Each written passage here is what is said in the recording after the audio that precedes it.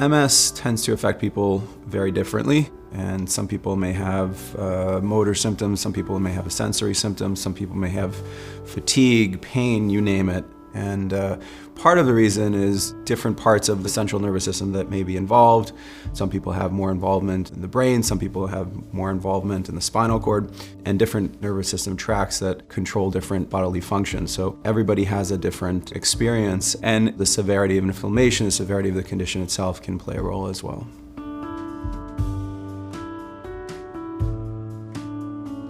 Relapsing-remitting multiple sclerosis is the most common MS subtype, characterized by relapses in which somebody would have typically an abrupt onset of new symptoms, something that oftentimes has never been experienced before.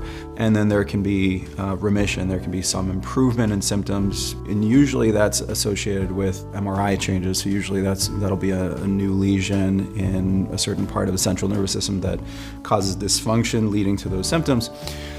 Then after a while, after the relapse, things can get better. So that's what we mean by the remission part of relapsing-remitting, in which there can be improvement in symptoms, maybe not quite back to normal, but still substantially improved. Some people do get back to normal.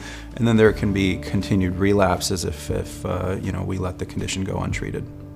The other way that MS can cause symptoms is with a gradual change level of function. So primary progressive MS refers to a gradual neurological worsening over time. That can be over months, over years, irrespective of whether there are relapses. And so what we mean by primary progressive MS is that somebody didn't really start out with having relapsing-remitting MS and just slowly developed symptoms over time.